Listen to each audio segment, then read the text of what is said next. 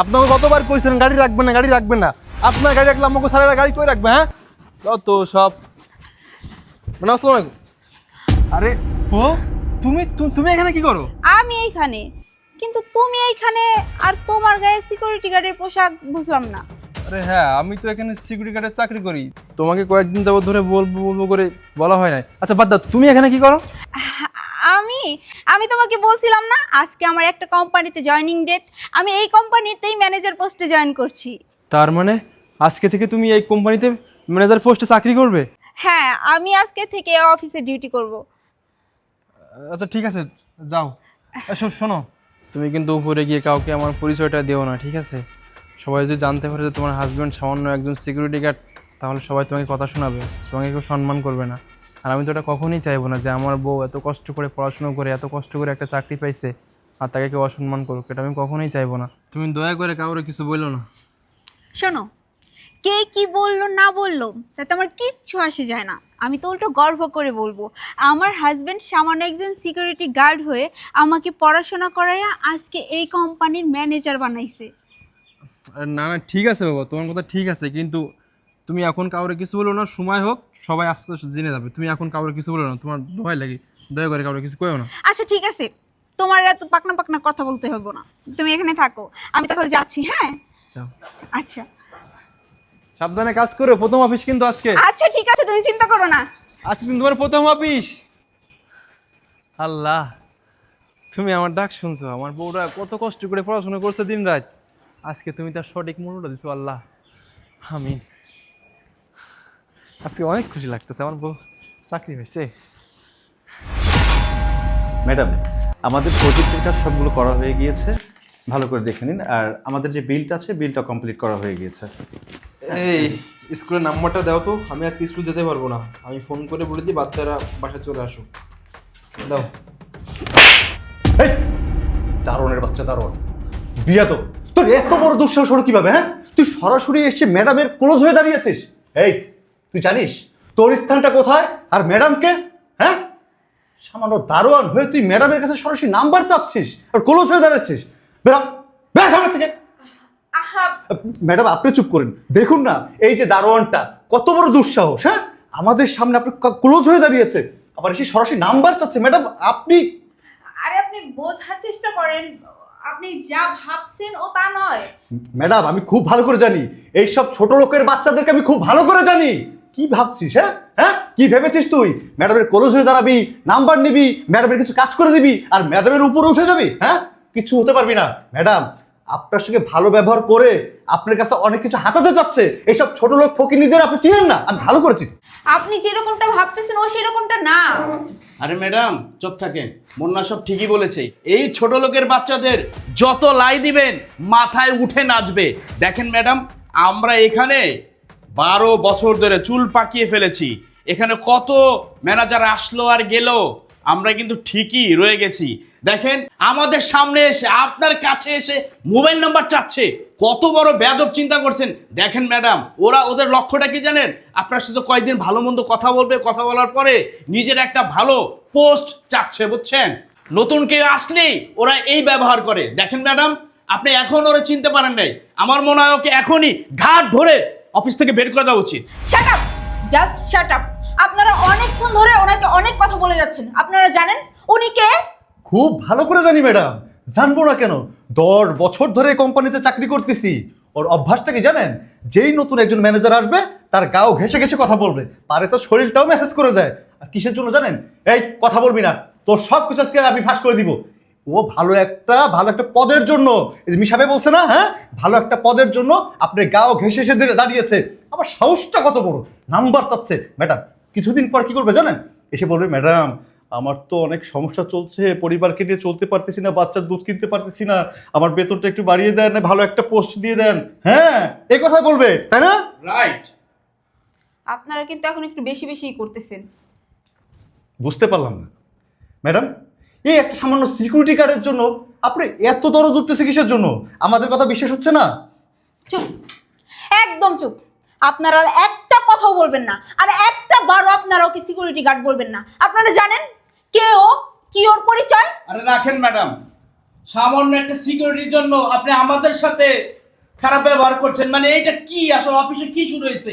এখন দেখা যাচ্ছে যে সিকিউরিটির কাছে আমাদেরকে আয় হায় কই আসি রে মুন্না। তুমি চুপ থাকো। তুমি আজকে আমাকে আর আটকাবে না। আমি আমি এগুলো সহ্য করতে পারবো না। আমার সামনে দাঁড়িয়ে তোমাকে এরা অপমান করবে, আমি তোমার স্ত্রী হয়ে এগুলো সহ্য করতে পারবো না। বাদ দাও না। হ্যাঁ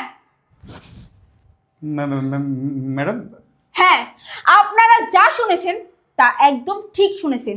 ও আমার হাজবেন্ড। এই ছোট লোকের বাচ্চা আপনার হাজবেন্ড? ম্যাডাম ফান করছেন, আমি জানি আপনি আসলে নতুন আসছেন তো আমাদের একটা সারপ্রাইজ দিচ্ছেন। দেখেন ম্যাডাম, ও দাঁড়িয়ে আছিস? Shut up! আর একটা সাউন্ড করবেন না। আপনারা অনেকক্ষণ ধরে অনেক কথা বলছেন। আমাকে দেখে আপনার কি মনে হচ্ছে আমি মিথ্যা কথা বলছি? হ্যাঁ, আমি কি আপনাদের সাথে মজা করতেছি? তুমি চুপ থাকো। তুমি আর কোনো কথা বলবে না। আমি আজকে ওনাদেরকে সব কথা বলবো। আমি আজকে সব কিছু ক্লিয়ার করব। শোনেন, ও যে আমার হাজবেন্ড হয় না, এটাতে আমি লজ্জা বোধ করি না, বরং আমি গর্ববোধ করি যে এর মতো একজন মানুষ আমার হাজবেন্ড। এই সামান্য সিকিউরিটি গার্ড আমার হাজবেন্ড।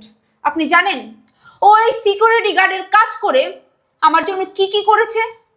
নিজে না খেয়ে আমাকে খাওয়াইছে, নিজে একবেলা একটা রুটি খেয়ে আমাকে ভাত মাংস খাওয়াইছে, আমাকে পড়াশোনা করাইছে, নিজে এতটা পরিশ্রম করছে, এতটা কষ্ট করছে, কিন্তু কখনো আমাকে বুঝতে দেয় নাই। সব সময় আমার কাছে হাসি মুখে থাকছে। তুমি চুপ থাকো। আমি আজকে তোমার আর কোনো কথাই শুনবো না। তুমি কখনো কারো কাছে তোমার পরিচয় দিতে দাওনি। জানেন আপনারা, আপনারা জানেন এই মানুষটা, আমি যখন কলেজে যেতাম ও আমাকে কলেজে নামাই দিত, কিন্তু কখনো আমার কলেজের কোনো বন্ধু বান্ধবের কাছে ওর পরিচয় দিতে দেয়নি, বলতে দেয়নি যে ও আমার হাজবেন্ড। এই মানুষটা আমার জন্য কি করেনি। তুমি চুপ থাকো, তুমি প্লিজ চুপ থাকো। আজকে আমাকে বলতে দাও। আমি আমি সারা পৃথিবীকে জানাতে চাই তুমি আমার কি হও। সবাই জানুক আজকে একজন দারোয়ানের বউ, একটা ভালো কোম্পানিতে ম্যানেজার। সবাই জানুক, সবার জানা দরকার। আমার সামনে মানুষ তোমাকে অপমান করবে, তোমাকে ছোট করে কথা বলবে, আমি তোমার বউ হয়ে সেটা সহ্য করতে পারবো না, কখনোই পারবো না। ও সব সময় চাইতো কেউ যেন কখনো না জানতে পারে ও আমার স্বামী, কারণ ও ভয় পাইতো যদি আপনারা কেউ জানতে পারেন তাহলে সবাই আমাকে নিয়ে হাসাহাসি করবেন, সবাই আমাকে নিয়ে মজা করবেন। ও সেটা চাইতো না, কিন্তু আমি আর পারলাম না। আজকে আমি সবাইকে সত্যটা বলেই দিলাম। আমি খুব ভালো আছি। আরে আমি তো ভাগ্যবতী নারী, এরকম ভাগ্য কয়জনের আছে বলেন? আমি যদি ভাগ্যবতী নারী নাই হতাম তাহলে আমার স্বামী সামান্য একজন দারোয়ান হয়ে আমাকে এত পড়াশোনা করাইতো না। আপনি জানেন আমাকে এত পড়াশোনা করানোর জন্য ওর কত মানুষের কাছে কত কথা শুনতে হয়েছে, এমনকি ওর নিজের ফ্যামিলির কাছে কত কথা শুনতে হয়েছে। তুমি প্লিজ চুপ থাকো, তুমি চুপ থাকো, আমাকে বলতে দাও। সবাই বলছে, সবাই ওকে বলছে এই মেয়েকে এত পড়াশোনা করাস না, ঘরের বউকে এত পড়াশোনা করাতে হয় না, ঘরের বউকে পড়াশোনা করাইলে নাকি মাথায় উঠে যায়, 2 দিন পরে অন্য ছেলের হাত ধরে চলে যাবে। তুই যে এত কষ্ট করতেছস, এত পরিশ্রম করতেছস, সেটার কোনো মূল্য থাকবে না। কিন্তু এই মানুষটা কখনো আমার স্বপ্নকে শুধু আমার স্বপ্ন ভাবেনি। এই মানুষটা সবসময় ভাবছে এইটা শুধু আমার স্বপ্ন না, এটা ওর স্বপ্ন। ও কি চাইলে পারতো না বলেন? আপনারা বলেন, চাইলে কি পারতো না? ও এত কষ্ট করতেছে, এত পরিশ্রম করতেছে, ও নিজের জন্য করতো, নিজে পড়াশোনা করতো, কিন্তু না, এই মানুষটা নিজের কথা চিন্তা করেনি, নিজের ক্যারিয়ারের কথা চিন্তা করেনি। চিন্তা করছে আমার কথা, আমার স্বপ্নের কথা। একটা মানুষ সামান্য একজন সিকিউরিটি গার্ড হয়ে সে যদি তার বউয়ের জন্য এতটা করতে পারে, আপনারা বলেন না সেই স্বামীকে নিয়ে মানুষ গর্ববোধ করবে না তো কি করবে? অবহেলা করবে। আমি কি ওর মা বাবা পাড়া পড়শির কথাই সত্য মনে করব? সেটাই কি সত্য প্রমাণ করে দিব? না না, আমি ভুলে যাইনি আমি কোথা থেকে কি হয়েছি, আজকে কার জন্য এত দূর আসছি, কার জন্য আপনাদের সামনে বসে বসে আমি কথা বলছি। আমি ভুলে যাইনি আমি আমার স্বামীকে খুব ভালোবাসি,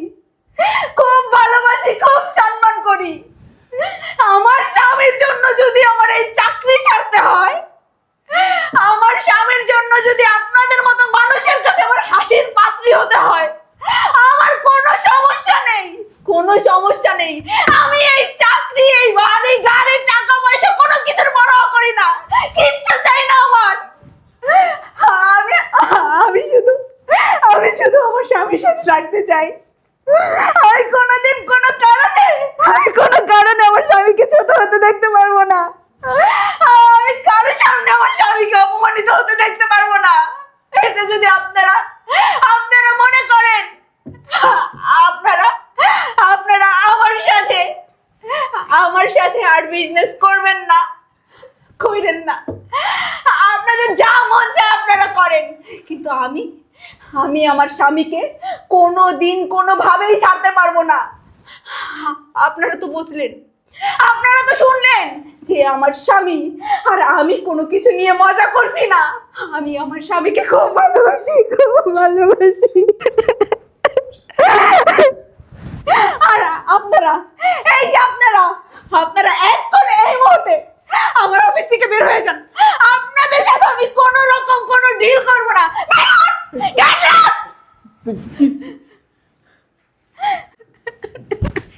এটা তুমি কি করলে? হ্যাঁ, আমার জন্য তুমি এত কোটি টাকার প্রজেক্ট বাদ দিয়ে দিলে, এটা তুমি ঠিক করলে বলো? শোনো, তুমি আমার সব, তুমি আমার স্বামী। তোমার জন্য শুধু এই 1 কোটি টাকার প্রজেক্ট না, যদি 10 কোটি টাকার প্রজেক্টেও লস করতে হয় তাতে আমার কোনো সমস্যা নেই।